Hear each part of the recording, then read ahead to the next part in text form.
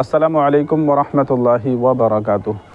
سب جانتے ہیں کہ جھوٹ بولنا بہت بڑا گناہ ہے، جرم ہے، چاہے وہ ایمان والا ہو یا غیر ایمان والا ہو، سبھی لوگ جھوٹ بولنے کو بہت بڑا گناہ سمجھتے ہیں، جرم سمجھتے ہیں۔ اور اسلام کے اندر بھی جھوٹ بولنا بہت بڑا جرم ہے، گناہ ہے، ناجائز اور حرام ہے۔ قرآن مجید کے اندر اللہ تبارک و تعالیٰ کا ارشاد ہے کہ الا لعنۃ اللہ علی الکاذبین، کہ جھوٹوں پر اللہ تبارک و تعالیٰ کی لعنت ہے۔ اسی طریقے سے ایک حدیث میں آیا ہے، ایک صحابی نے اللہ کے رسول صلی اللہ علیہ وسلم سے معلوم کیا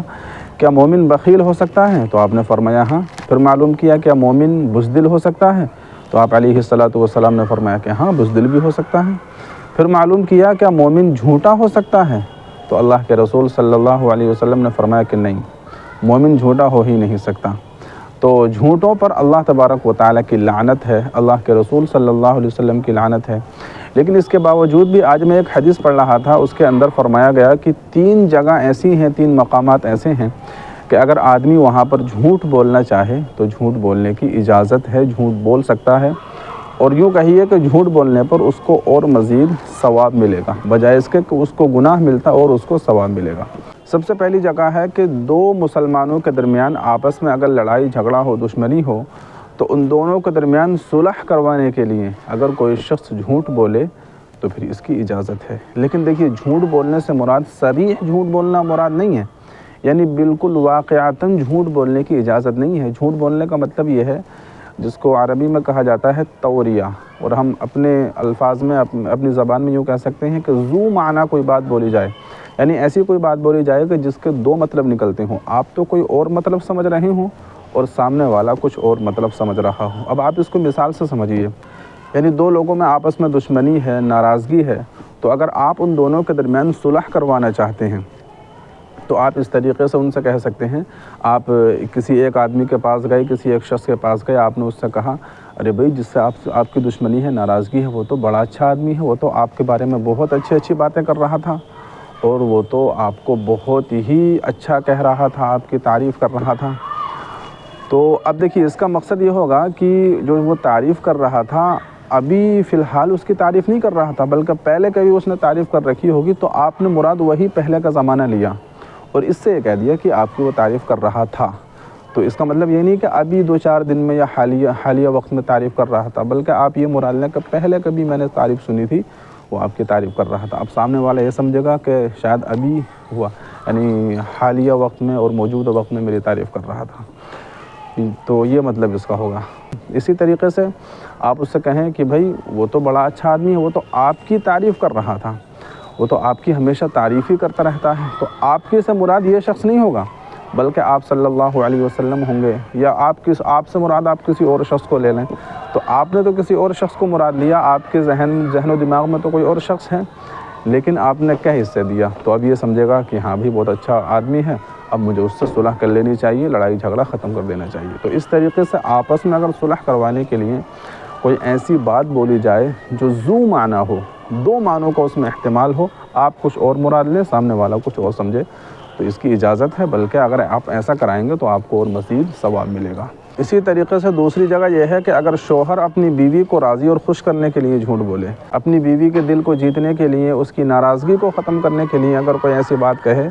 کہ جو بات ذو معنی ہو، 2 معنوں کا احتمال ہو، بیوی تو اس کو کچھ اور سمجھے لیکن شوہر اس کو کچھ اور مراد لے، تو پھر اس کی اجازت ہے۔ مثال کے طور پر بیوی کسی چیز کی ضد کر رہی ہے، کوئی کپڑے وغیرہ کی، سوٹ وغیرہ کی ضد کر رہی ہے، ابھی شوہر کا حساب نہیں ہے، تو اگر شوہر اس کو راضی اور خوش کرنے کے لیے، اس کے دل کو بہلانے کے لیے کہہ دے کہ ٹھیک ہے، چلیے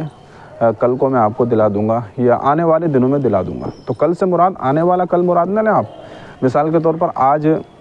16 تاریخ ہے، 16 جنوری 2024 ہے، تو آپ یہ کہیں کہ آج 16 تاریخ ہے، چلیے آنے والی 20 تاریخ میں، 25 تاریخ میں آپ کو دلوا دوں گا، تو 20-25 تاریخ سے مراد آپ کی یہ 2024 کی جنوری کی 20-25 تاریخ مراد نہ ہو، بلکہ 2025 کی یا اس کے بعد کی آپ اگر 20 یا 25 تاریخ مراد لیں تو پھر اس کی اجازت ہے۔ یا پھر اسی طریقے سے شوہر اپنی بیوی کی خوبصورتی کی تعریف کرے کہ ماشاءاللہ آج تو آپ بہت خوبصورت لگ رہی ہو، بہت اچھی لگ رہی ہو۔ اسی طریقے سے بیوی نے کھانا بنایا، شوہر کو اچھا نہیں لگ رہا ہے، اس کی مرضی نہیں ہے کھانے کی، اور اس کی چاہت نہیں ہے، لیکن اس کے باوجود بھی اگر بیوی کو راضی اور خوش کرنے کے لیے کہے کہ نہیں ماشاءاللہ بہت اچھا آپ نے کھانا بنایا ہے، اوروں سے تو آپ نے بہت اچھا بنایا ہے اور ماشاءاللہ بہت اچھا آپ کھانا بنانا جانتی ہیں، تو اس طریقے کی تعریف اگر کرنا چاہے تو بیوی کر سکتا ہے، بلکہ اگر ایسا کرے گا تو آپس میں محبت پیدا ہوگی، جب محبت پیدا ہوگی تو ظاہر ہے آپ کو ثواب بھی ملے گا۔ تیسرا مقامات اور تیسری جگہ ہے جنگ کا میدان، کہ جب دشمن سامنے ہو تو دشمن کو پچھاڑنے کے لیے، اس کو ہرانے کے لیے اگر جنگ کے اندر کوئی چال چلی جائے، کوئی جھوٹ بول دیا جائے تو پھر اس کی اجازت، مثال کے طور پر یہ کہہ دیا جائے کہ تمہاری فوج کا جو کمانڈر ہے اس کا انتقال ہو چکا ہے، وہ تو مر چکا ہے، یا پھر اسی طریقے سے اگر کوئی دشمن پوچھے کہ بھی تمہاری فوج کے اندر کتنے آدمی ہیں، تو اگر تعداد کم بھی ہو تو اگر زیادہ تعداد بتا دی جائے تب بھی اس کی اجازت ہے۔ اسی طریقے سے اللہ کے رسول صلی اللہ علیہ وسلم بعض مرتبہ مشورہ کیا کرتے تھے کہ بھئی آج جو ہے ہمیں جنگ کرنے کے لیے فلاں طرف جانا ہے، اس علاقے میں جانا ہے، پورب میں جانا ہے، پچھم میں جانا ہے، لیکن اللہ کے رسول صلی اللہ علیہ وسلم بعض مرتبہ اس کے خلاف کر دیا کرتے تھے۔ تو وہ اس لیے کرتے تھے کیونکہ آپ علیہ الصلاۃ والسلام کی مجلس میں اور آپ کے مشورے میں منافقین بھی ہوا کرتے تھے، غیر لوگ بھی ہوا کرتے تھے، تو کہیں ان کو بھنک نہ لگ جائے، تو کہیں ان کو ہمارے ارادے کی اور ہمارے پلاننگ کی بھنک نہ لگ جائے، معلوم نہ ہو جائے، اس لیے اللہ کے رسول صلی اللہ علیہ وسلم کے خلاف واقعہ بھی کوئی بات کبھی کبھی کر دیا کرتے تھے۔